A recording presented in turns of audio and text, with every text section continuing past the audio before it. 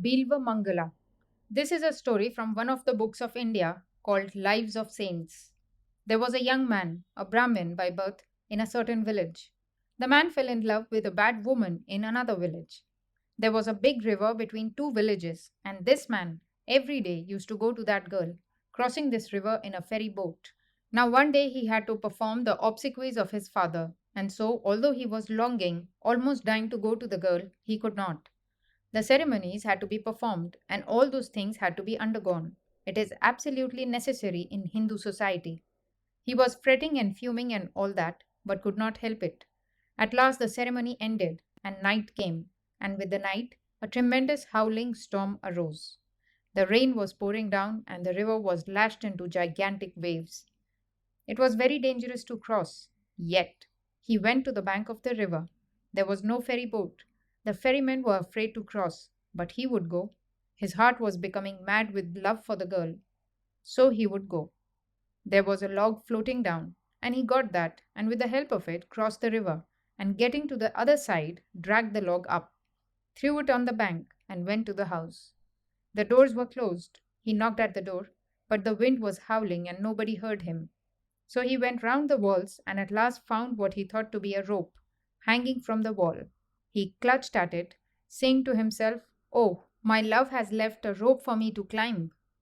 By the help of that rope, he climbed over the wall, got to the other side, missed his footing, and fell. And noise aroused the inmates of the house, and the girl came out and found the man there in a faint. She revived him, and noticing that he was smelling very unpleasantly, she said, "What is the matter with you? Why this stench on your body? How did you come into the house?" He said, "Why, did not my love put that rope there?" She smiled and said, "What love? We are for money. And do you think that I let down a rope for you? Fool that you are! How did you cross the river?" "Why, I got hold of a log of wood." "Let us go and see," said the girl. The rope was a cobra, a tremendously poisonous serpent, whose least touch is death. It had its head in a hole and was getting in when the man caught hold of its tail, and he thought it was a rope. The madness of love made him do it.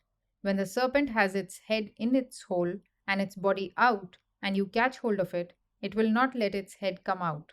So the man climbed up by it, but the force of the pull killed the serpent. "Where did you get the log?" "It was floating down the river." It was a festering dead body. The stream had washed it down, and that he took for a log, which explained why he had such an unpleasant odor. The woman looked at him and said, "I never believed in love. We never do. But if this is not love, the Lord have mercy on me. We do not know what love is. But my friend, why do you give that heart to a woman like me? Why do you not give it to God? You will be perfect." It was a thunderbolt to the man's brain. He got a glimpse of the beyond for a moment. "Is there a God?" "Yes, yes, my friend, there is," said the woman. And the man walked on, went into a forest, began to weep and pray. "I want thee, O Lord. This tide of my love cannot find a receptacle in little human beings. I want to love where this mighty river of my love can go, the ocean of love. This rushing, tremendous river of my love cannot enter into little pools. It wants the infinite ocean. Thou art there, come thou to me." So he remained there for years. After years, he thought he had succeeded. He became a sannyasin and he came into the cities. One day he was sitting on the bank of a river at one of the bathing places, and a beautiful young girl, the wife of a merchant of the city, with her servant, came and passed the place. The old man was again up in him. The beautiful face again attracted him. The yogi looked and looked, stood up, and followed the girl to her home. Presently the husband came by, and seeing the sannyasin in the yellow garb, he said to him, "Come in, sir, what can I do for you?" The yogi said, "I will ask you a terrible thing." "Ask anything, sir. I am a grihastha, householder, and anything that one asks I am ready to give."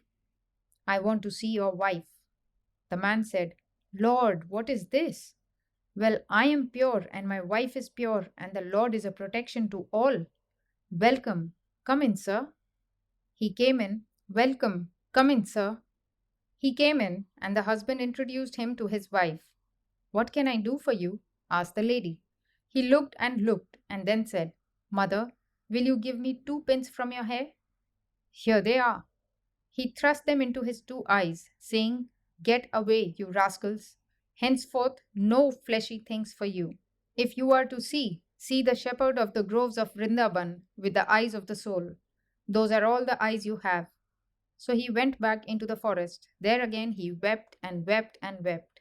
It was all that great flow of love in the man that was struggling to get at the truth. And at last he succeeded. He gave his soul, the river of his love, the right direction, and it came to the shepherd. The story goes that he saw God in the form of Krishna. Then, for once, he was sorry that he had lost his eyes and that he could only have the internal vision. He wrote some beautiful poems of love. In all Sanskrit books, the writers first of all salute their gurus.